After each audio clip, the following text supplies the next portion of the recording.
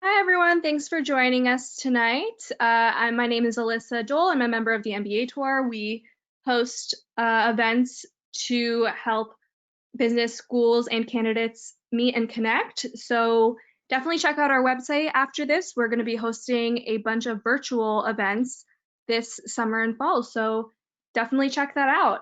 Tonight, I'm joined by Scott Edinburgh and MJ Shores. They're of Personal MBA Coach, an admissions consulting group that helps plenty of candidates get into business school. And tonight they're going to be talking about what really happens when admissions directors review applications, and they're going to be giving you kind of an insider's look.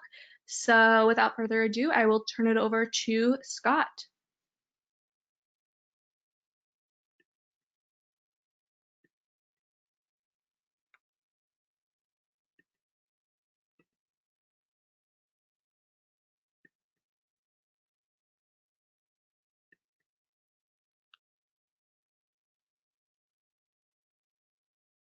Scott, I'm not sure if I'm hearing you. Oh, sorry about that. Okay.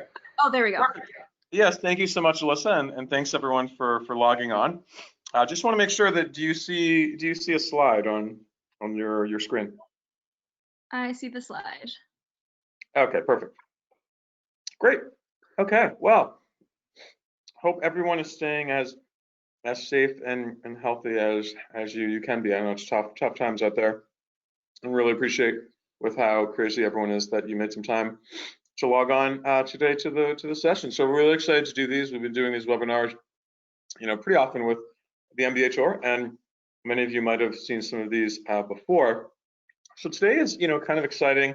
We're going to try to give a little bit of an insider's look what really happens when admissions directors review applications, which, for us is actually a new presentation with some new slides, which is exciting. We've never got into this level of detail before. Please feel free to ask questions. There's a Q&A feature within the GoToWebinar, and that's my favorite part of this process, is to answer questions. So we'll try to answer as many of them as we can. We'll actually answer all of them. So if you type in a question, stay online. Last time we had like a couple hundred people in the webinar, and we stayed for an extra 30 to 40 minutes to answer all of the questions. So so please type questions, and we'll be jumping back and forth between the presentation and your questions. You can ask about COVID, anything that's on your minds at all. We're more than happy to answer it.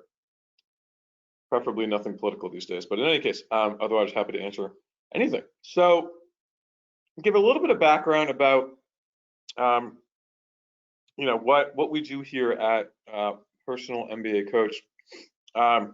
So first of all, we're boutique MBA and graduate school admissions consultancy, and we help applicants through all the parts of the application process, from early planning, if you're thinking about how to think ahead for the applications, what are some things that you might want to be doing in the next few years. We do GMAT and GRE and executive assessment tutoring. We have a team of 14 tutors around the world, many different time zones. We have in-house software we use to guide through the tutoring sessions with modules, sample questions, thousands of answers. Actually, a third of our tutors are former clients of ours, and they all have perfect scores, or within a couple of points of a perfect score. And the tutoring works really, really well. I'm on the board of directors for the Association of International Graduate Admissions Consultants. And I'll just back up for a second, tell you a little bit more about myself. I went to MIT for undergrad, and I studied economics and business at Sloan, was a teaching assistant for one of the MBA courses as an undergrad. Then I worked at Deloitte in consulting for a few years, and I went to Wharton for my MBA. I founded Personal MBA Coach when I was the first year at Wharton. My best friend was essentially working with another admissions consultancy. Thought the essays were pretty good, but they lacked a little bit of personality and character. So long story short, I redid them, and ultimately he got into Harvard, helped another friend get in, and another one, and we just kind of expanded from there. So been trying to get as close to admissions directors as I possibly can. We now have some former admissions directors on our team, And one thing we do with AGAC is actually have a conference every summer with all the admissions directors where we analyze these fake profiles and we determine, who gets accepted and rejected and why. We also have former M7 interviewers on our team and clients to network with at every top school. And we have a lot of different events. In non-COVID times, we have different events. We have happy hours. I had the Harvard and MIT folks over at my house. My wife and I had, wine and cheese and snacks and things. This was earlier before everything sort of changed. So hopefully that stuff starts up soon again as well. And some other things, top ranked on some different websites in terms of, the consultant and things like that. We have a 96% success rate. And last year I was invited to present to all the admissions directors at the annual GMAC conference. Our clients also get quite a bit of scholarship dollars, over $5.5 million in scholarships last year, and the number is actually higher than that now. It's probably over 6 million. They keep rolling in. We're doing a lot of round 3 work as well. So a look behind the MBA admissions curtain. First of all, who is on the admissions committee, right? That's a question some people like to ask. Who's actually reading the application? Are these full-time employees? Are they contractors? Are they people that have worked in your industry? How long have they been doing this, right? So first of all, this varies by school size, and also just varies by school. Certain schools have recruiting staff, right? So they're in the career services office, and they come on board to the admissions team to help analyze applications. Why does this happen? Well, once you get to school, you need to get a job. So it might be helpful for a career services, representative to come onto the team and to weigh in. Sometimes this happens for every application, depends on the school. Sometimes this happens for certain applications that there are questions about. Not everyone has a rock solid sort of application without any uncertainty. Maybe you listed a goal, perhaps you didn't get the right advice, you didn't hire us. You have a goal that's not perfect, right? And the admissions team might say, I don't know if this applicant can actually accomplish that.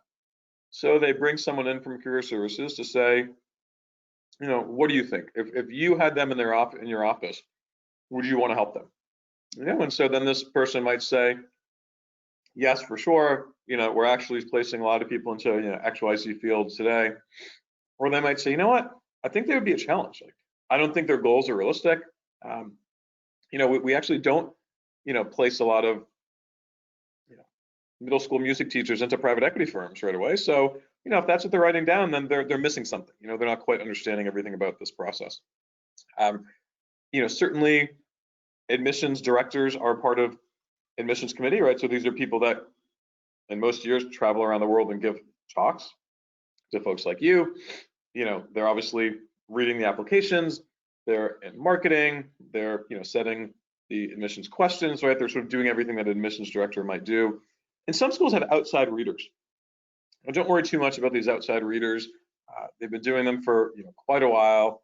I know pretty close to the process at many of these schools. And for instance, MIT Sloan has one outside admissions reader that has been doing work forever. And she's more experienced than most people on the full-time admissions committee.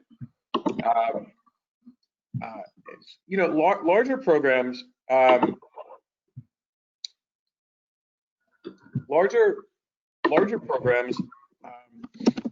might have some second-year students reading applications, interviewing and making some recommendations as well. So that's also important. MJ, if you could just mute the line as we're going through here, some typing in the background. Thanks so much. And a few schools actually include some academic program staff, faculty or deans on the committee as well. And so feel free, if anyone has any questions, feel free to just ask them in the question box. Hopefully this is somewhat helpful, and that this does vary a little bit by school. So what is the admissions committee looking for? Regardless of the committee makeup, we're really looking for, I'm not on the admissions committee right now. They're really looking for four major things. One is the academic ability. Okay, and I would just saw that we could pop out the question field, which makes it really helpful, really easy to answer questions. Right, so one is the academic ability. This is determined by undergraduate grades, courses, and GMAT or GRE. So the reason we say, grades and courses, right, is because in some cases it's grades, right? If you have a 4.0 GPA, then clearly you are strong from an academic standpoint and you can, do well in this process. But it's more than just the GPA, right? Sometimes it's courses. So certain schools will say, okay, tell me what grade you had in an economics course, right? Or they might say, how many other sort of, analytical courses have you taken, and what are the grades that you have, there. So there's absolutely a correlation between test scores and success in the first year of an MBA program. And we had these slides just for context. So we had these slides created by former admissions directors on our team. So this is not just my sort of insight. They do this analysis to see academic performance in the first year and test score, and they do actually see it being correlated, which is why they're still requiring the test in most cases. And basically, at the end of the day, students don't want to admit someone who is not likely to succeed, right? Schools are tough. Many schools have this thing called LT, lowest 10%. So, like I was at Wharton, and they had lowest 10%, meaning 10% of every class, every course, the students fail, or they get an LT. And if you get 5 of them in your 2 years that you're at Wharton, you have to leave the school.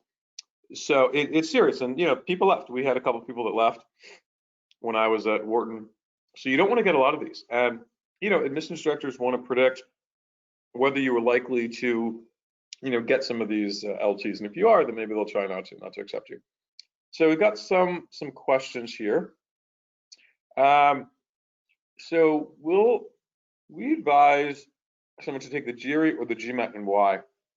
Yeah, that's a great question. I mean, look, the GMAT has always been, personally our, preferred test.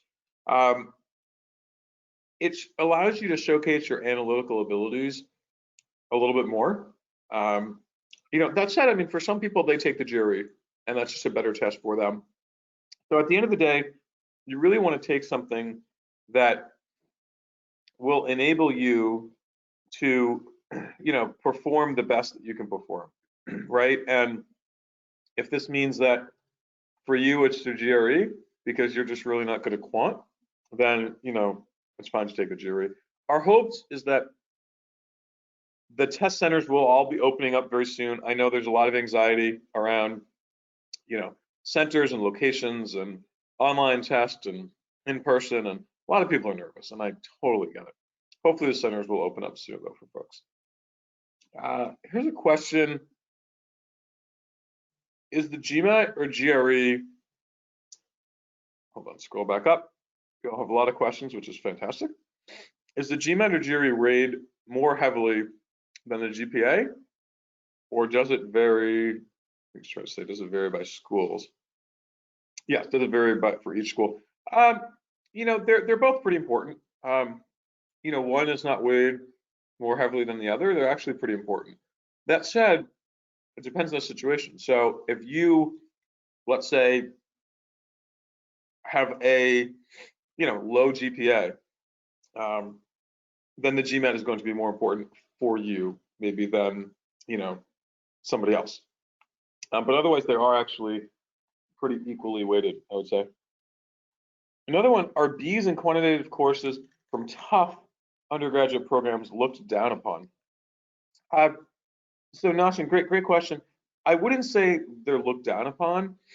I think it does depend on the situation, right? I mean, a B is not amazing. We'd rather have an A. But if you have a few Bs, that's fine. I mean, I went to MIT. I had my fair share of Bs, for sure, and I got into Wharton and did fine. So it's not like it precludes you from getting accepted. But they do look at trends and they want to see what are the grades overall, and also how has it varied by year, right? And so that's where the trend comes into play. Did you get a few Bs at the beginning and then all of a sudden you have A's at the end? Or, did you get a whole bunch of Bs and your GPA is like a 3.1? Let's see, we'll answer a couple more questions now before we move on. So what are some strategies to offset a low GPA and demonstrate academic ability? Great, yeah, so first strategy is to get a high test score. That's really the main thing that you can do. A lot of people say, well, my GPA wasn't great, and my test score isn't great. What else can I do? Take the test again, get tutoring. I mean, the test is there, you can take it. There are multiple tests that you can take. So that's far and away the number one strategy to offset a low GPA. And if you don't show that, then you're really just not trying to fight. I mean, to just be very, very direct, you're just not trying to fight. So you really have to get a good test score. Other things you can do would be to take some extra graduate level courses. So, there's some online courses that schools like Berkeley has some online courses that are really great, and taking some graduate level courses, would be another great opportunity to try to offset that. And you can show some analytical performance at work as well on some of the projects that you're on. Okay, so here's another one. For example, engineering majors that typically do not always have as many economics courses, how do admissions committees evaluate them? Do they rely more on the GMAT or GRE courses? I think you mean the GMAT or GRE score. No. So, I mean, a lot of people haven't taken economics, and that's totally fine. They're evaluating your grades in the major that you had, and they're not necessarily relying more on the GMAT or the GRE. Okay. So we're going to go on to the presentation. We will continue to answer questions. So do not fear that we haven't got to your question yet. We'll just bounce back and forth between questions and the presentation. So relevant work experience, okay? Right, admissions committee members want folks to have unique experiences that they can share in a class. I hate reading a slide. It's super boring, but I think it's important. I mean, the words are very short on the slide. You want to have something to share. You want to have something that you can talk about that someone else either might not know, or that you can really add to the dynamic of the classroom. And then you want to be aware of your abilities and your flaws. This is important because you don't want to enter into a business school classroom thinking that you know everything. It's just not okay. You want to have flaws. You want to have certain things that you are looking to, overcome. And that's really an important part of this process. And then you want to have a focused career path. Okay, focus is super, super important. Have specific future goals. We'll talk a lot about goals, and in many of our presentations, we have a whole talk on goals, but goals are important. You don't want to come in there saying, I'd like to figure out what kind of, finance job I want to do. I know I want to do something with numbers, but I don't really know what. I don't really know where. And I'm hoping that your school will help me to figure that out, because right now I'm in, marketing or something. No, you want to have a plan. You're going to show up on campus. There will be a lot happening right away. Internship recruiting happens almost the day you get there, often in the summers before you actually get on campus. So you want to have a specific plan in place. And you want to understand what your future career path looks like. Now, you might not actually follow through that plan, and you might change things along the way, and that's perfectly fine. But you want to have at least a plan in place so that you don't look like you're wishy-washy. And the reason for this is, the reader wants to have a vision for how this candidate will be driving impact. And if you think about it, right? They're building classes. Some schools, like actually Dartmouth Tuck is one school that staffs up their admissions team and trains their admissions team, or sorry, their career services team, not the admissions team. They staff up the career services team based off of what people write about in their goals. So if you write a whole bunch of random things that you quote think will get you accepted, well, then you'll get resources on campus that won't actually help you with the goal that you're trying to accomplish. So we'll go back to questions for a little bit. Are scores compared to are jury scores compared to other jury scores, or do they convert them? Yes, Laura, great question. This depends on the school. I wish nobody converted them because the conversions don't work, and I tell my friends in the admissions teams, doesn't always work out. Some schools actually use the converter. A lot of schools compare them to other jury scores. I would say probably the majority compare them to other jury scores. The converter is not very friendly, let's say. Is there a cap on the number of times you can take a test? Yes. So currently you can take the online GMAT 1 time. You can take the regular GMAT 8 times in your lifetime and 5 times in a year. And the GRE works the same way for 5 times in any 1 year. What kind of test score should you aim for?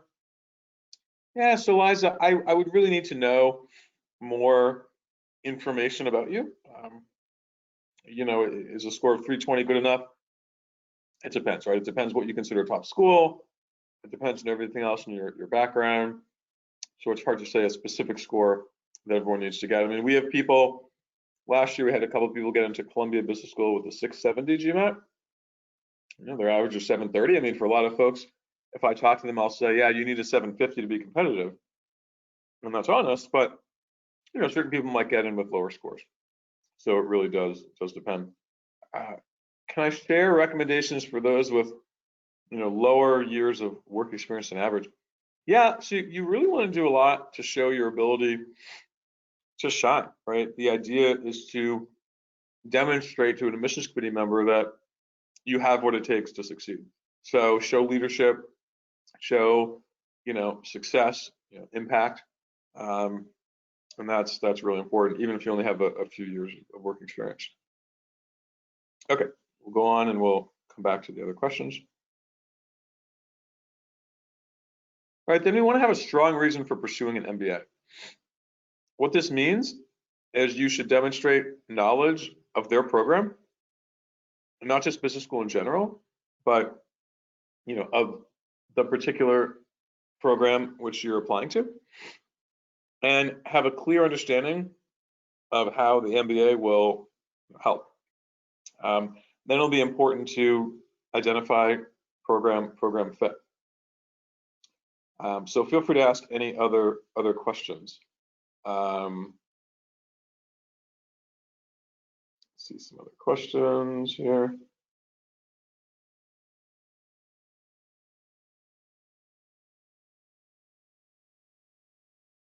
Okay. Is it a huge problem if you have a job gap? No, I wouldn't say it's a huge problem. It's a problem if it's a very long gap. Nowadays, if people aren't working, you know, I mean, most people aren't, not most people, but a lot of people are you know, not working now, and that's, you know, that's sort of what's happening, right? I mean, so don't worry about it if you lost your job. Usually I say if you don't have a job, we cannot take you as a client, basically. I mean, you cannot get in. It's really hard to get accepted to a school if you're not employed full time. I mean, it's business school after all, and you need to be working and then go from a job to school. But now things are changing. A lot of people are going to be applying without a job. So it certainly is possible to be successful. If you have a gap in your employment, then you want to explain the gap. You want to explain what happened, you know, what you were doing during that gap, and you know, why you're going to be a good student at school. So do admissions representatives compare students from the same industries? Yes, they definitely do. So you want to be competitive among your industry, and you're actually not competing with, you know, everyone. So Everyone on the line today is not competing with each other. You're competing with similar people, and similar can be defined in many different ways. There are different buckets and different, it's not like exact quotas, but they're, they want a well-rounded class, let's say. Industry is definitely one of them. Is it safe being within a top school's 80% range? Not necessarily. Not necessarily. If you're at the bottom of the 80% range, that means that 90% of the people are better than you. So I wouldn't say that being in the range is safe. That gives you some context for where most people fall, but depending on all the other details about your background, you might very well need to be, high within that range, or maybe low. Maybe you could be in the bottom 5% and still get accepted. But yeah, just don't have enough information about you at this point, of course. How will COVID-19 impact admissions for fall 2020? Yes, great question. So you win the prize. This is on everybody's mind. Honestly, things will not be drastically different. Some differences. I was telling a client today, one, everything is remote, of course, so you're not traveling to visit schools. You're not traveling for an interview. There won't be in-person interviews. Everything will be remote. It will be more competitive. More people are applying to schools. It's a great time to be applying. There's a lot of interest. So anytime you have a lot of people applying, it means it's harder to get in. And then some schools will be deferring some people. The deferrals might not be as much as we had previously expected. Let's put it that way. But there certainly will be some deferrals. Certain schools will be increasing their class sizes a little bit. Some schools like Harvard publicly announced that they're increasing their class size. Some other schools we know have not publicly announced it, but I do kind of know what schools will be increasing their class size a little bit. So they're trying to offset it for schools that have the ability to raise capacity, but not all schools have the ability. And so there are many schools that will unfortunately not be able to increase the size, which means it'll be more competitive for those people applying. Okay, so we'll go on and we'll come back. We'll come back to the questions. We'll go back and forth between questions and the presentation here. And then we'll probably do a lot of questions at the end, actually, just so that in case anyone has to run at 9:30, 9:30 Eastern, I know you're all in many different time zones, then you can get through at least most of the process. So application review process. What happens? So you submit the application, get a drink, and then what? First, there's probably a quick review by operations team. Make sure that all the required documents are included. This does not mean an admissions director is necessarily reading every detail and calling you up personally to ask you what your verbal score was because you didn't type it in. This is someone else that's going through and making sure that they have all the information that they need. And sometimes they don't. Sometimes they're missing items, and that's fine. Don't worry too much if you miss something. Try not to miss a resume or miss dates on your resume. Certain things are not okay to miss, but then other things are probably fine. Often there's and this varies a little bit by school, of course, but often there's a first evaluation by senior staff member to determine, if the candidate is qualified. Is this person in range, right? Do we have relevant years of work experience? Are test scores in the range that we're looking for, GPA and things like that? You would think everyone would be, but some people apply even when, frankly, they have no business applying, and they're just not competitive. So first is is this person competitive? Is this someone who we could potentially have as a student on campus? Some schools distribute applications across staff for a first review. So maybe it's not a senior staff member, maybe it's just anyone that happens to be on the admissions team, just reviews and does a first review. Now, there are certain schools where there's one review, like Chicago Booth, for instance, has one review. Its app is reviewed by one person. If they like you, then you get invited to interview. So it could be that only one person on the admissions team likes you and everybody else hates you, but that one person invited you to interview. Then you interview, maybe you blow the interview out of the water, do a great job. It goes back to committee. And then when it goes back to committee, perhaps other people decide that they found flaws and then you get dinged. So it might be having nothing to do with the interview, but just because other people had a difference of opinion. And sometimes that happens. For other schools, there are multiple reviews before someone gets invited. And most often there are multiple reviews to make sure that more than one person agrees that you are a great candidate to apply or to study at X school. And of course, the most competitive candidates who will meet the criteria will be invited to interview. Okay. So how is the interview used? Well, a few different ways. I mean, first of all, why do schools have interviews to begin with? Well, you have to apply to jobs, and jobs have interviews, so it's only natural that a school would have interviews. Certain graduate schools don't have interviews, but most graduate programs do, at least most MBA programs do. And we do a lot of the dual degrees. So if you do law school, you're probably not going to interview. But if you're doing a JD MBA, then the business school would be. So they want to see what do you like? Are you going to have a great impression on someone else that you talk to in the business world? They want to assess a candidate's personality and interpersonal skills.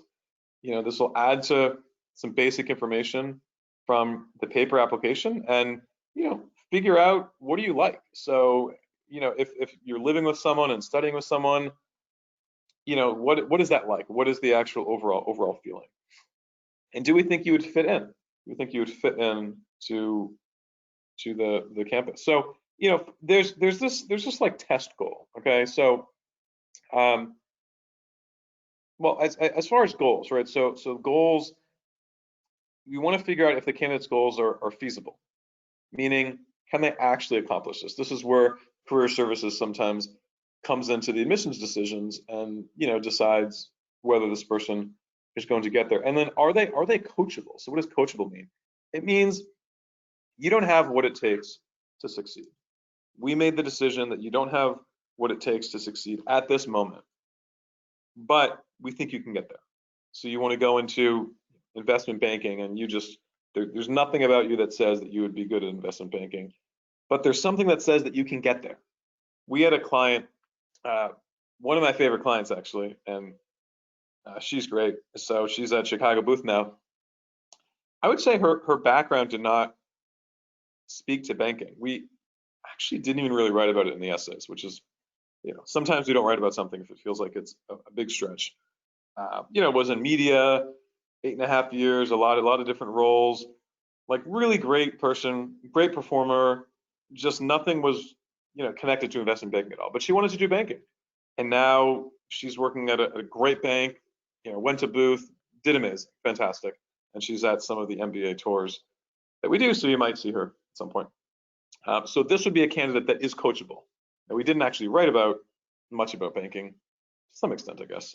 So that's a coachable candidate, just based on everything about her that we sort of presented about how she succeeded and how she triumphed and accomplished different things. We can kind of assume that maybe she'll be coachable. Then there's also the ability to evaluate interest in the program. Now, the question you might have is, what schools actually care about this? How much does this matter? So, some schools care a lot about this, meaning if you don't demonstrate a lot of knowledge about school X or a lot of interest in school X, then you probably won't get accepted. But other schools don't really care about this. So, does a candidate know about the program? Are they really interested? And before I talk about predicting this future performance, the reason why interest is important, I guess there are a few reasons, right? One is plain and simply yield. So schools want to know if someone will be accepting a decision, accepting an admission offer. And if it seems like you're not really interested in the program, then you are less likely to accept the offer. It doesn't mean you won't accept the offer, but you're probably less likely to accept it at the end of the day.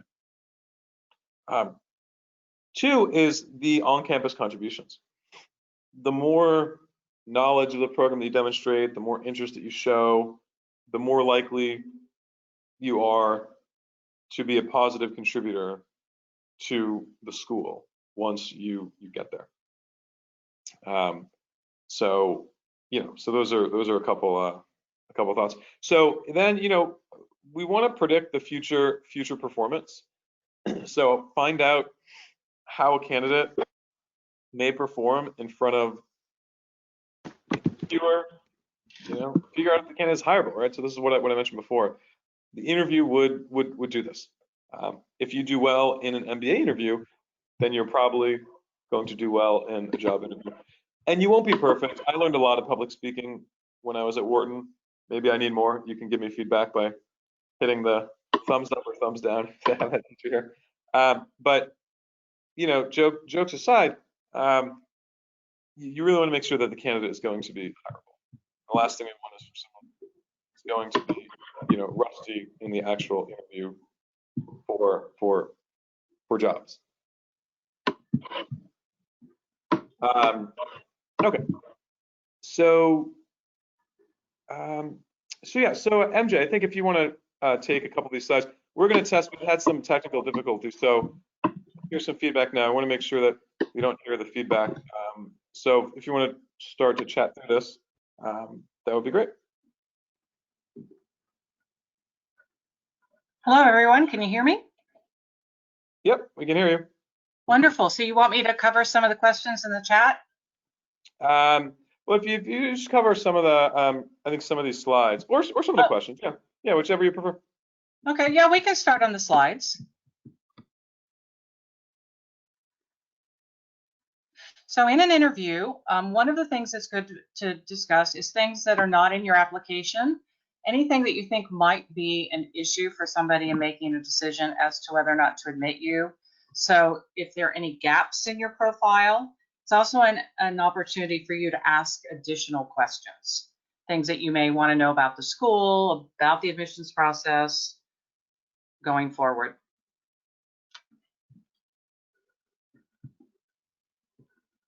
So one of the questions we often hear is, well, what happens if I have a really bad interview?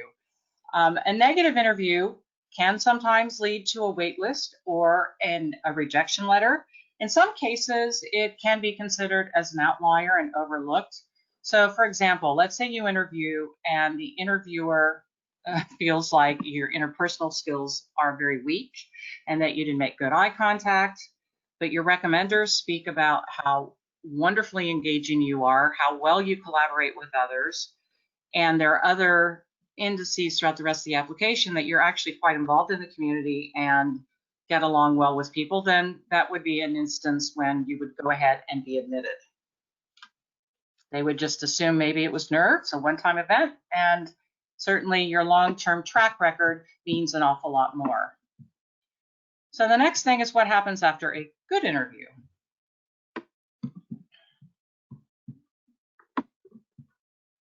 So after a good interview, the interview results are put into the application and it goes to another evaluator to be looked at. Sometimes your application at this point is blind, so they don't see any notes from prior readers or even the interviewers or prior readers. Sometimes they are read with any prior reader comments in it. It just depends on the school and sort of their philosophy and the way they are structured. That's step one. Step two, the application then either goes to the admissions director or it's presented to the entire admissions committee for a final review and decision. If they're borderline, then they're usually discussed by the entire admissions committee. Sometimes they will bring in people from career management offices or from academic affairs to get their input in terms of employability after an MBA or in terms of how they view their readiness for academics at that particular school. Staff members do present to the entire team and decisions are usually at this point voted on by the entire team. It is a consensual process. MJ, I'll ask a question that might be on some people's minds. Sure. How often is a candidate contested? Meaning there needs to be a lot of conversation versus, oh, this person's amazing, and so we don't really need a lot of chatting about that. Well, that's a great question. And I think it also highlights another issue too, is just like when you're interviewing somebody for a job, there's rarely a perfect applicant for a job. And it's the same way with MBA admissions. There are always people at the top who are clear admits, strong admits, no discussions needed. Sometimes you wonder if an interview is needed as well, but you still do interview. Then there's always this group in the middle where the bulk of admits fall. And then for the ones that you really need the serious decisions in, that can vary from round to round. It can vary from year to year. It all depends on how many applicants you have. But I've sat in committee meetings where we went through 25 to 50 files in that meeting. And the meetings we could hold a couple times a month or more. So it really varies. But I think it highlights the fact that when we look at applicants, we look at you as individuals and human beings, and it's not just a numbers-driven process. While numbers matter, we also look at a lot of the softer skills, a lot of the intangible parts of your application.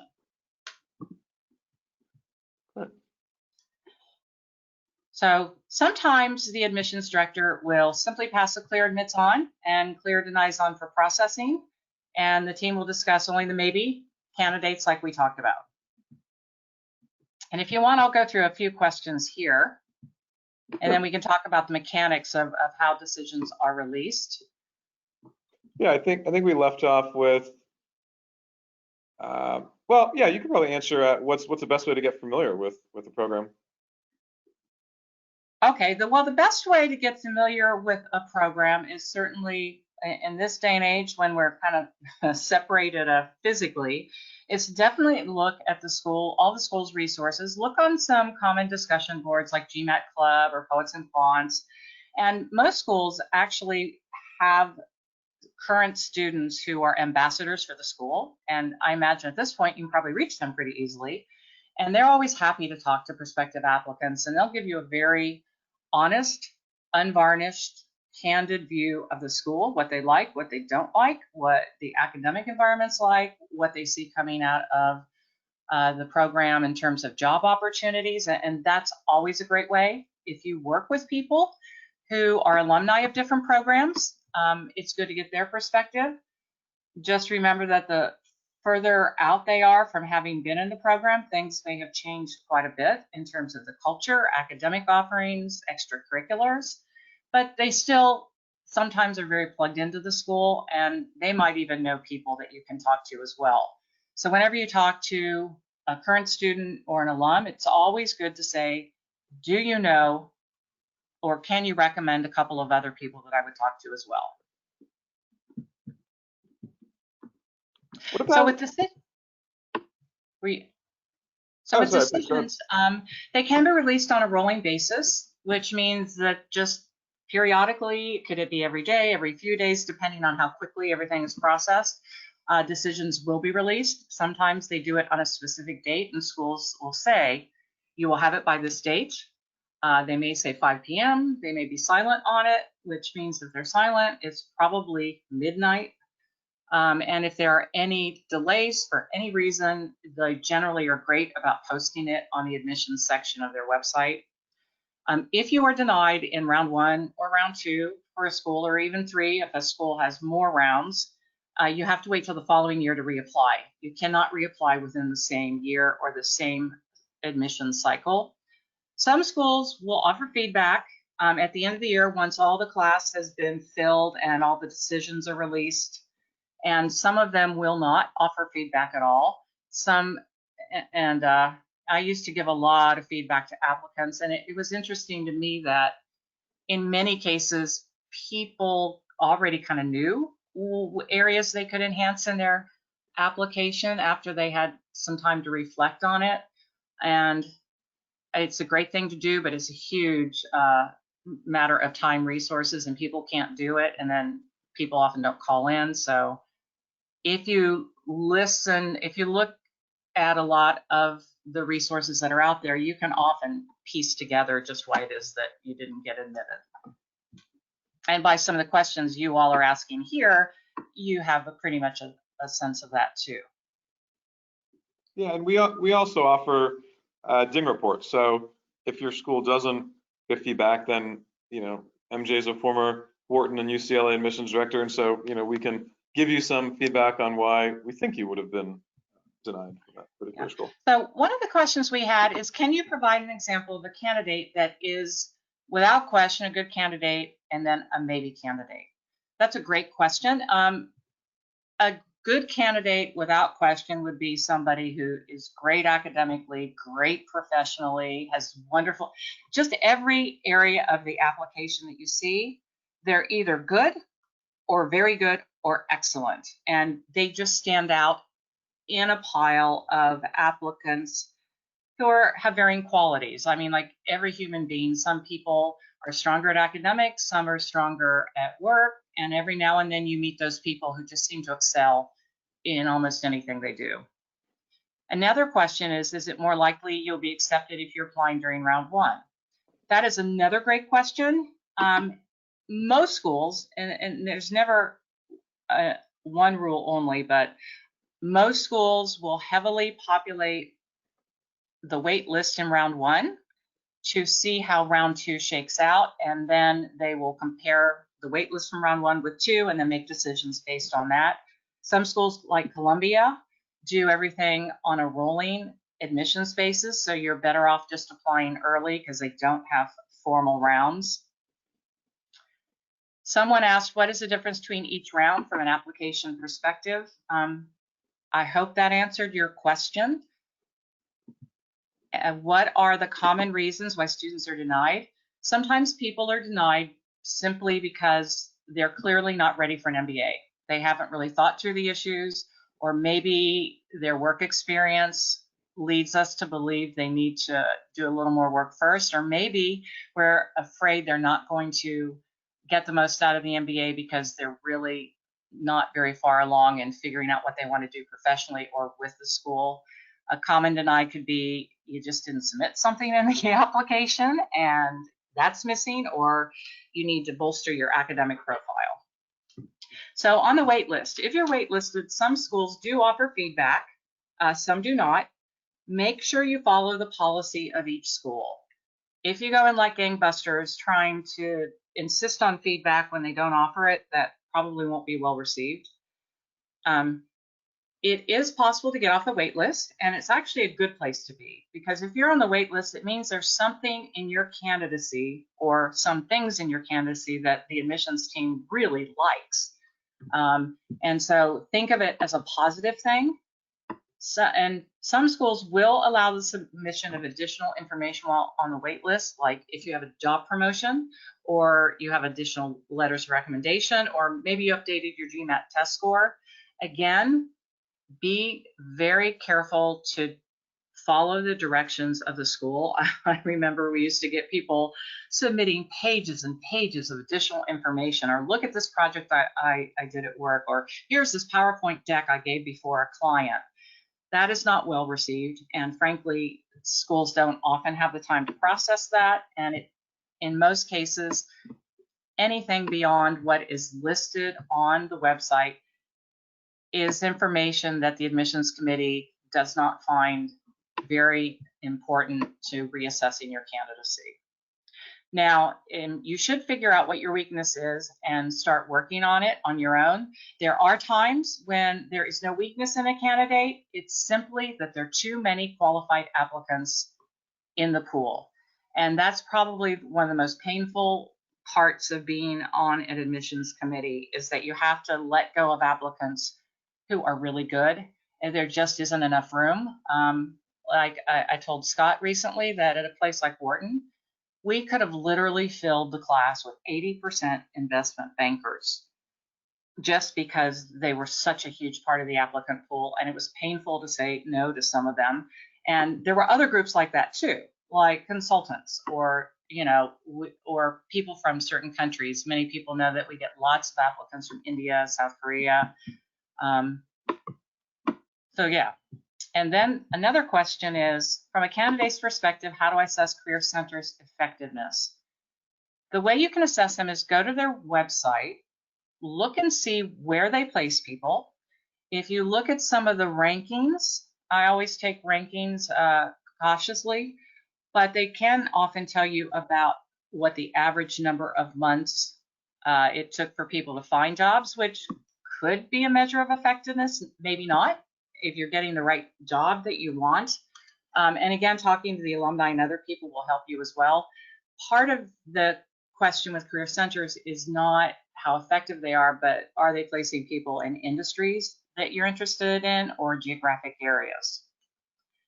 So another question is, how long do admissions representatives spend reading each app? How long does the committee spend discussing? You know, that varies widely. I've had some applications, you know, like with these people are superstars, it takes very little time to read it. We do read everything front to back.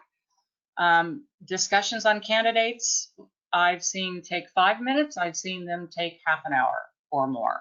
So it just all depends on what you need to do. And someone says, is it possible to enter a full-time MBA program while still working at your current job? I'm not quite sure I understand that question, and Scott, you may be able to weigh in, but in theory, you should not be working while you're in a full-time MBA program, and many schools will recommend that you work no more than 10 hours max while you're in an MBA program. I knew someone when I was at Wharton who was trying to maintain his consulting business while he was in the program, and he would come and talk to me. I was working in academic services, and at the end of 9 months, he said, my marriage is in shambles, my job is in a shambles, my MBA is suffering, and I need to make a change. And so he scaled way back on his professional career. Yeah, I mean, I'll add to that as well. So I actually had someone who was working full time while in school, and like MJ said, it's very tough. So almost forget about whether a school will allow you to do it. I mean, you shouldn't tell a school because they will not like it. But even if they were to like it, it's going to be really tough for you. So, you know, we saw it happen one time as well, and they just didn't get as much out of the program. If you're working 40, 50 hours a week, you're missing this event, you're missing that event, you're going to suffer a little bit. So, you know, unless you're doing part-time work, and plenty of people do part-time work, but full-time is really not encouraged. Yeah. And this next question is great. How important are hobbies or interests that are pursued outside of school or work? My question to people when they ask me this question is, why do you think we care? And so the reason we ask about these things is not because we're looking at quantity. We're trying to figure out who you are as a person. Are you somebody who's very self-centered, self-focused, or do you take an interest in things outside of you and in the world in general?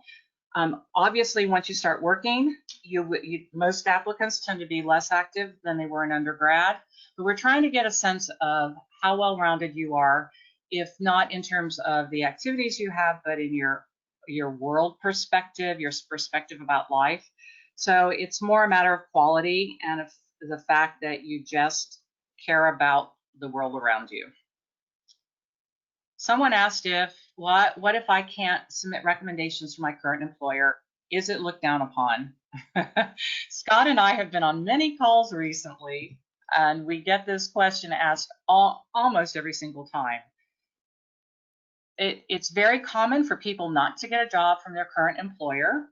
It is not looked down upon. No admissions committee member that I can imagine would ever want you to lose a job or jeopardize a job just because you're applying to an MBA program. So if you were to work with us, we can always help you find very creative ways to figure out who to recommend. And I think I'll go over the last couple slides, and then we'll go back to questions. So if you ask questions, hang on the line. We will answer all of them. If you have other questions, please feel free to ask more as well. So our clients last year, like I mentioned before, got at this point it's probably over 6 million in scholarship. And here are some schools that people have gone into. Basically, any school that you're looking to apply to, we have lots of folks going to those schools, and really high success rates. So a little bit more about what we do. We talked about tutoring at the beginning. Brainstorming is the first phase. You know, we want to learn more about your background and whether you want to work with a former admissions director like MJ, who can tell you everything you need to do, exactly how to get in, how to not get in, or myself or someone else from the team. Essentially, we help you to think through what are the key points in your process, what should go in the resume, the essays, that sort of thing. You know, story development is a large part of this. I'll go over this briefly. If you want to know about this in more depth, please reach out, and we'll cover more of this offline in a consultation. But we help you to select the schools. based on personality, fit, chances of getting in, career prospects, all of that. We'll do detailed resume editing, essays. We have essay guides for every school with some samples of essays and tips for how to approach them, sort of what our secret sauce is. And then we do a lot of editing of the essays to make them perfect. And that's the most important part of this process, is to perfect the essays and make them as strong as you can. And then advice on recommendations, and then also interviews. And we have a large team of former interviewers, larger than anyone else that we know about. If you are interested in learning a little bit more, contact information is right here. The best way to get in touch is just to visit personalmbacoach.com, submit an inquiry on the website, and we will follow up with you to schedule a consultation. You can also obviously send an email or call, but the best way is to get on the website. And if you want a little bit more information, then you can download a guide on our homepage, actually, just personalmbacoach.com. We have a lot of information. We have other videos and other downloadables, but one of them that we like to talk through is this MBA Planning Kickstart Guide. So if you want to think about what you need to do, between now and the deadlines, that would be great. So keep asking the questions, and we'll keep answering them. I'll answer a couple, and then MJ, I'll let you jump in and continue answering some questions as well. I'm going to scroll a little bit further up to an older question. Would it be a problem if there's a gap in your job if you're improving skills in English in another country? You're a native English speaker, or sorry, you're a Spanish native speaker. No, I don't think that's a problem at all. I think that's great. It looks like you are trying to do everything you can to have success here in the US or working elsewhere and mastering the English. So I don't think that's a problem at all. And yeah, so I'll answer this one on the, well, actually, I'll let MJ, I think I know the answer to this, but I'll let MJ answer this. So the question was, I took the GRE at home and believed there was a curve at influence. 159 on verbal, which is 83rd percentile. Will MBA programs pay more attention to the absolute score or the percentiles?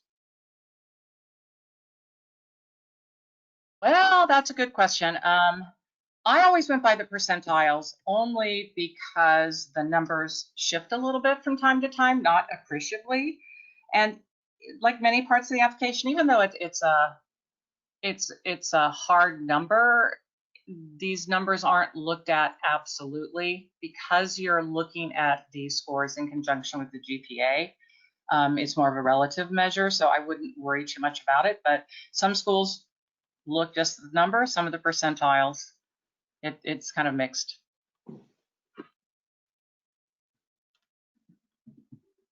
Let's see. Yeah, we might have answered this, although maybe more context would help. Regarding the initial review, is it a holistic review process, or are admissions committees filtering based on certain metrics? MJ, I'll let you tackle that one. That varies. When I worked at Wharton, we read everything cover to cover. And that was at a time when we gave feedback to applicants. So even if we saw someone whose numbers were really low or work experience was non-existent, we knew that they may be a reapplicant, and we knew that if we gave them feedback, then we could give them an informed decision.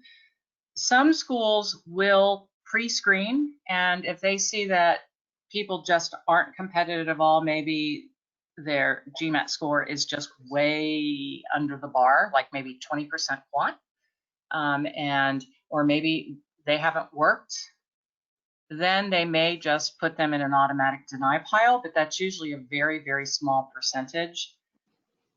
Usually people do read them because it should be a holistic process, and if there is screening, it's just to make sure that people are spending the most time on the people who are qualified, competitive, and deserve that amount of time.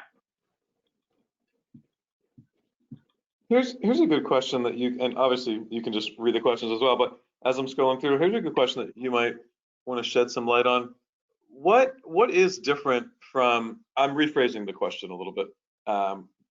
Well, the question is it needed to tailor your CV for a specific school? Usually we don't do that. We just have one CV. But then the other part, MJ, that'd be good to weigh in on, is what is different between the MBA resume and just a regular job resume?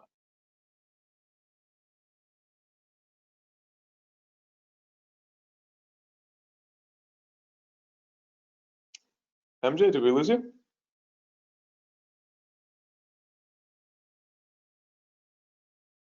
Okay, well, I'll answer this. So what's different between the MBA resume and the job resume? So in MBA resume should show a lot of results, a lot of takeaways, a lot of numbers, but you don't need the industry context. So you don't need the details of the technical skills that you've mastered, or something that maybe your boss would appreciate about a specific project, that might not be knowledgeable to an average person, an average admissions director reading the application that might not have your specific industry context. So often we are removing some industry context, we're focusing on high level takeaways, and we're improving the quality of the resume as we work on the resumes. So let's see, other questions?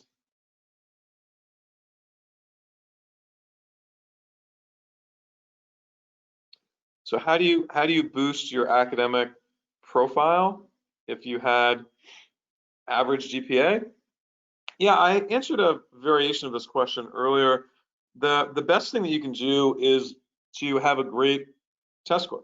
If you have a very high GMAT or GRE or executive assessment score, then that shows admissions committee members that you really have what it takes to succeed. You can also take some extra graduate level courses as well. So let's see, other questions. Can it negatively affect your profile evaluation if an essay is seen as too short or too long? Absolutely, yes. There's judgment that's required in this process. And for certain schools that don't have lengths, there are lengths that they usually like to see. There are schools that have minimums, and there are average lengths that they like to see. So it can absolutely impact if something is too short or too long. Now, it's not a 100% rule. You will certainly find examples that counteract this. Some people get into Harvard writing 450 words. Have we ever had anyone write that short? No, but it has happened. Sometimes people get in with 1,500 words. Again, have we ever had anyone write that long? Never, not even anywhere near that. So there are outliers, but if you think about it, some people, can get in because of a lot of different things, and maybe their essay does not get them in. But if you don't have all these other sort of silver bullets, let's say, then the essay might be the thing that hurts you. So you definitely want to write in appropriate length. Let's put it that way. So what's a common mistake you see applicants make in their application or interview that deters the admissions team? Yeah, so MJ and I talk about this often. The most common and obvious mistake is when they list another school's name. That's kind of a joke, but it happens. Another mistake is really just not connecting the dots together as well as they should be. So yes, it's clear that you want an MBA. Yes, it's clear that you want to go to the school, but all of the reasons aren't super clear. You're not showing that you've actually done your homework. The classes that you list are kind of like general classes, and anyone can write 3 classes and say, great, now I'll be a good MBA student. And so you're really just not, trying hard enough. And sometimes people are too aggressive. Sometimes people are not aggressive enough. So what I mean by that is, if you think about goals, goals are important. One of the first things we do with all candidates is we have a goal statement discussion, where we will guide you through exactly what you should be writing, how you should phrase it. The level of detail is pretty important on the goals. And so sometimes people just don't have the right goals, and they're, like I said, so they're too aggressive or maybe not aggressive enough. How do business schools feel about jobs in the more technical non-business fields like data science or product managers? Yeah, students, come from a lot of different backgrounds. So you could certainly be in a technical role and do well in a business program. You just need to show why you want to get the MBA. You need to show some of the things that you've done previously in your career that leads you up to this decision, and you need to show how you've been successful in your particular role. So if you're an engineer, we have a lot of engineers and data scientists. So if you're an engineer, then what is it that's different about what you've done? Have you started a new initiative at work? Have you recruited other people to join your team? Are you, interviewing? Are you coming up with some new technical spec that no one else has previously come up with? These are all things, even though you might not be in a quote business field. Scott, may I weigh in? Please. Yeah, so Scott's absolutely correct. A lot of people come from technical backgrounds. So you need to be very clear about why you want to go into an MBA. And an MBA makes sense for a lot of technical people because they want some of the maybe financial skills or leadership skills that they have not had the opportunity to get at work. But what you need to be able to do is be able to show that you're progressing in your field by whatever that measure may be. And then, like Scott said, are you taking initiative in areas? Are you maybe, even if you're not managing people, are you informally managing people or projects? Are you growing your skills? Are you taking initiative to learn new things and be inquisitive? So technical skilled jobs are not a bad thing. Product management is often good because you are getting a lot of business type skills along the way. And then from that same person, there's also a question, and maybe you sort of answered this already, but are data science or product manager jobs a plus or a minus in the applications? I feel like you've already answered that. I don't know if you have anything to add to that. Yeah, I don't think I think nope, not a plus or a negative. It's just a good thing the way it is. So is your question, how much flexibility do schools have when assessing for part-time versus full-time applicants? I would say there's quite a bit of flexibility in the sense that part-time programs are easier to get into than full-time programs. There are a lot of different reasons for that, but if you're applying to X school, take any school, take Chicago Booth or Kellogg. If you just look at the stats, the stats are a little bit lower for the part-time programs. It's a bit easier to get in. You have more flexibility in terms of the years of work experience.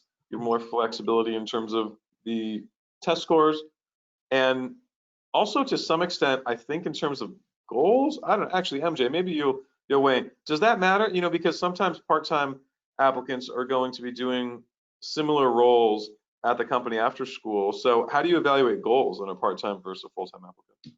It's a little different, but even with part-time people, they need to understand that this is not just simply an academic degree, like getting a master's degree in physics. So they do want to know how you plan to utilize that, whether that be in your current job or a future job.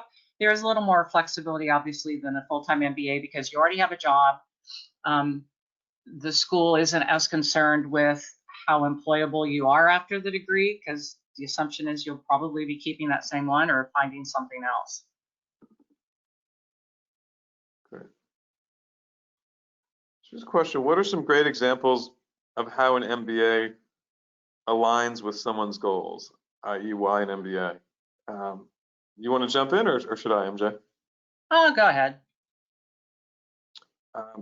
So let's take an example. Well, let's take the engineer, right? So I'm an engineer and I create lots of products. I had someone that I talked to, actually a great guy who might be on the webinar now, who is designing chips for phones, and great employee, has done really well, a lot of technical exposure to designing products, figuring out what chips go in which phones and how they should be adjusted and why they should be changed. And the reason for the MBA was, I now want to do more, right? I don't want to just design these great technical things. I want to figure out what are some of the product requirements that phones should even have. I want to figure out, should we be releasing new phones? I want to go on the product management route. And I need the MBA so I can learn more about finance and accounting and marketing so that I can figure out how to actually manage a product versus just doing the sort of, day-to-day work. Then there are some people who, talk about, well, let's say a family business. Somehow we have a lot of folks that come from family business backgrounds, and I've been running mom and dad's XYZ company for some years. I want to take it to the next level, and I want to expand internationally. Or I just want respect. I don't have respect because I didn't go to a great school. I want to get an X school MBA so that I can, well, the respect is probably not the best reason. Maybe I want to develop leadership skills. And in order to figure out how to manage people, I need to take leadership classes, because I know after business school, I will be managing people doing 1, 2, and 3, and I need to, learn these management skills in order to be successful. Yeah, and a couple more examples could be somebody who's been working in corporate America for a long time.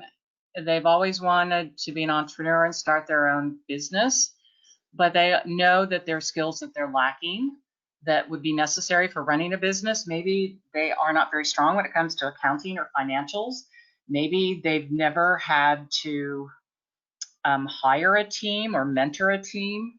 Another example might be somebody who would, to Scott's point, wants to be more global, and maybe they've lived in one country all their life, or maybe in one state in the US most of their life, and they want to get exposed to a world-class international perspective on things. So part of the reason for an MBA is to learn about how business is done in other areas, to learn other perspectives about business, and then take that back either into their current job or something else they hope to do in the future. Great. And I'll let you answer this question about whether schools limit the number of international students they take, and if you have a green card but citizenship with another country, are you still considered international? That's a great question. Schools don't strictly limit the total number of international students. Schools do, to be honest, try to craft diverse classes, and diversity also includes geography. And if you look at the percentages in a lot of top MBA programs, they vary anywhere from 30 to 40%. Sometimes that is something they kind of target. Other times it just depends on who's in the applicant pool. There's always room for flexibility when it comes to any of these metrics of diversity. When you apply to a program, much of your admissibility depends on how many other people apply, and more importantly, what the quality of the other applicants is. So it's never a hard and fast number. So in terms of a green card but citizenship with another country, that's a great question. That could vary by school. I don't know how all schools do it. They'd have to count you in one or other category. It could be that at some schools they would consider you international if your international background was one that they needed more people from. Like maybe you come from a region where there are very few MBA applicants, and they may weigh you in and count you as an international. In others, they may do it as a green card. I don't think it would hurt you to have both in any event. It could actually be an asset. Yeah, and sometimes that's a strategic question that we answer on a case-by-case basis, depending on the situation that year, which countries we're talking about. Does it help if you're highlighting the fact that you're a citizen of X country? It might help, it might not help. Yeah. Okay, yeah, so we do a lot of the J term and 1-year applications. So how do applications for 1-year full-time MBA programs, e.g. Columbia J, well, so Columbia J term is actually 1.5 years. But Cornell is a 1-year program, Kellogg has a 1-year program. How do they compare to traditional MBAs? So how do the applications, I'll answer how do the applications compare, and then I'll answer applicants and then the program. I'm not sure exactly what you're looking for, so I'll just do all 3 of those. The applications are not really any different, except that you want to highlight, a little bit of detail around why that is right for you. So I know, for instance, for Columbia J term, we send a lot of folks there, and very close with their admissions team. They want to know why you want to do it shorter, why you don't want the full 2-year experience. Not that it's a bad thing, but they want to know really what your plans are after school, and you need to prove that you are close to making that happen, that you do not need a 12-week summer internship to get there. You can do a small internship now with a program, but you really want to have the plan laid out. In terms of how are the students different, the students are generally, well, sometimes they're a little bit older. They're generally more established in their career. So we don't see as many career switchers. It's harder to make a change if you're going to a shorter program. Doesn't mean you cannot make a change. We certainly have Kellogg or Cornell one-year MBA students that make a change and they get a whole new job after finishing school, but it is a little bit harder. So we probably see fewer students who are looking to make a change. And some programs have requirements. So Columbia and Cornell, they do not have requirements, but like Kellogg has requirements. You have to take 5 courses. You have to take them within a certain number of years, and you have to do well in the courses. This is before you can start the program. So they want you to go there with a leg up. What to focus on when addressing why your choice of school? Yeah, that's a very open-ended question. I mean, it really just depends, right? There are a lot of reasons for why someone should pick a particular program. So I think we would have to almost talk about this offline. I mean, you could talk about the academics, you could talk about the career services, you could talk about student faculty involvement. There are so many things that you could cover. That gets a little bit tricky to discuss in a webinar like this. Very good question though, but feel free to reach out separately. Yeah, and that's a very strategic thing too, to Scott's point. So a lot of it could be an opportunity to kind of weave it into the rest of your application. Yeah, MJ, any thoughts on ways to improve work experience if you don't intend to switch employers pre-MBA?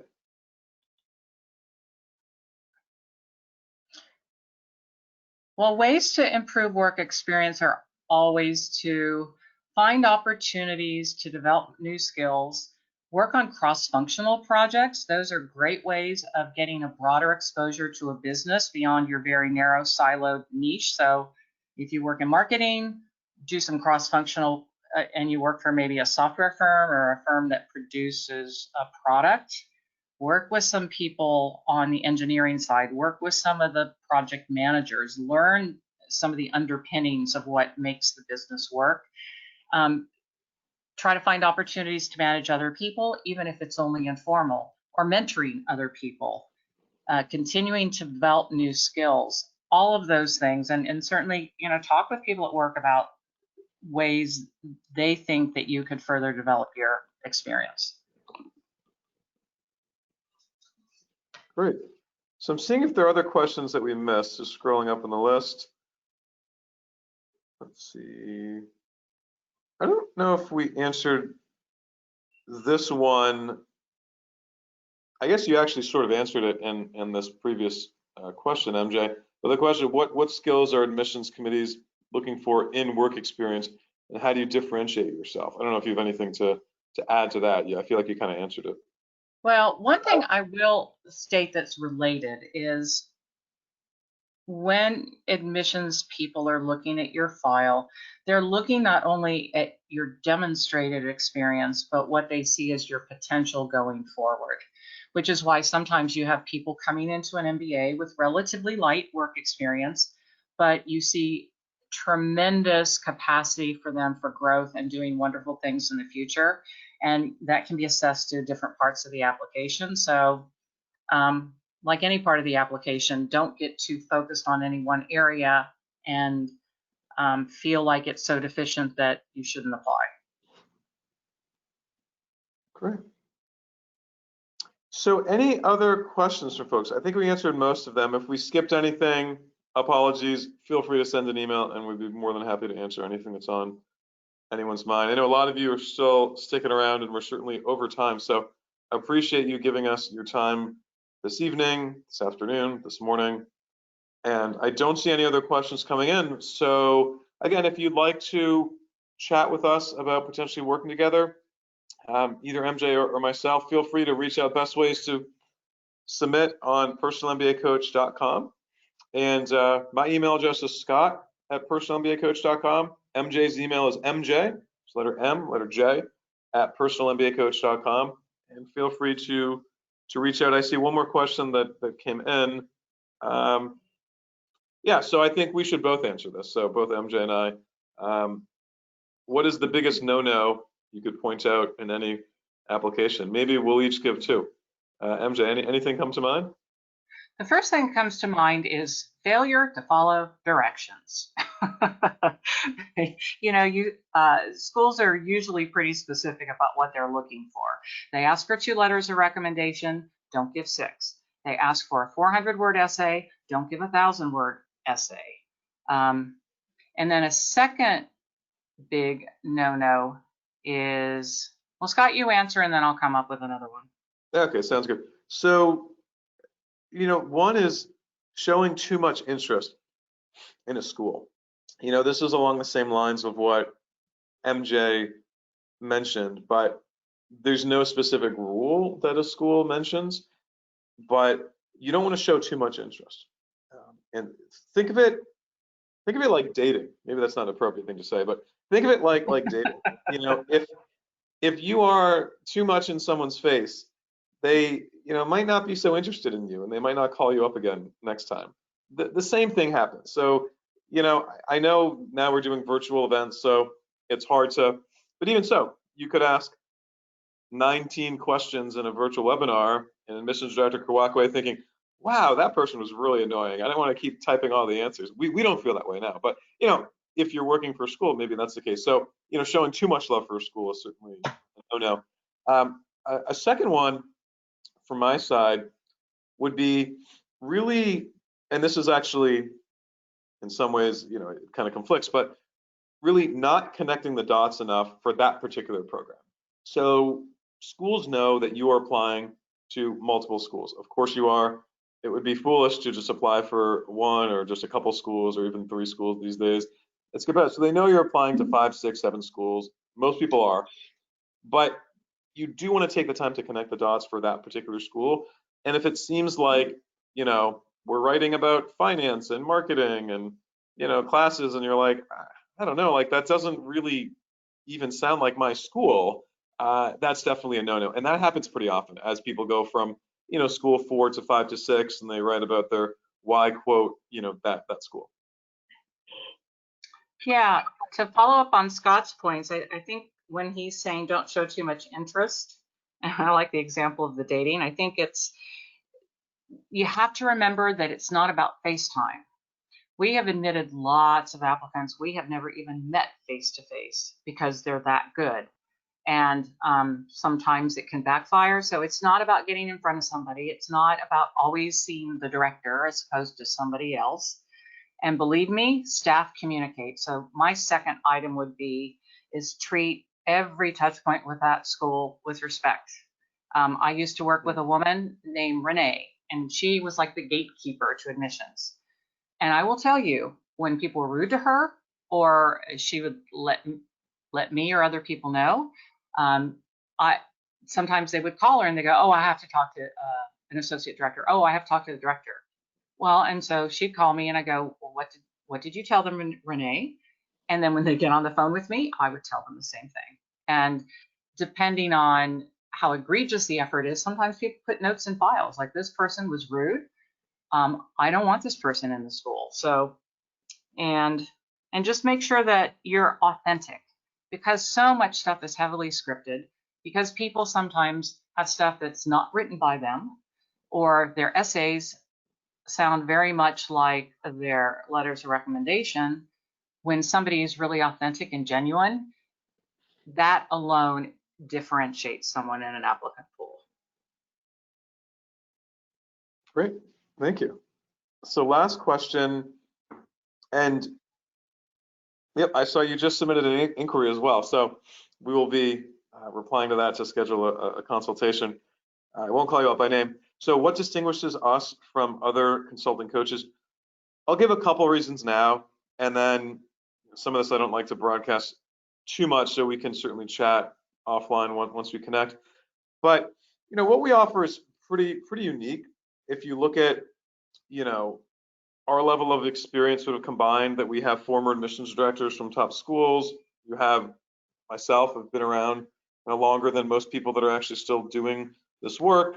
Being on the board of the Association of International Graduate Admissions Consultants is pretty important. And I would say we're probably more experienced in terms of, despite some technical and sound challenges today, we're more experienced in terms of presentations and giving talks around the world than most actual consultants. And so often you are paired with somebody who happens to have been a graduate of XYZ school or worked in admissions years ago, but they might not be quite as well connected. And we are, and then the other part, which is really just kind of factual, is that our clients get more scholarship dollars from what I've seen than anyone else out there. And so if you want to get into great schools and get a lot of scholarships, come to us, and we send a lot of folks into these top schools, sometimes 3, 4, or 5% of a class even.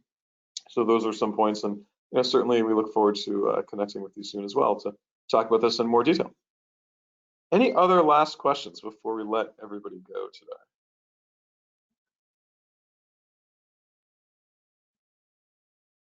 Okay, great. Well, thank you everyone so much for logging on.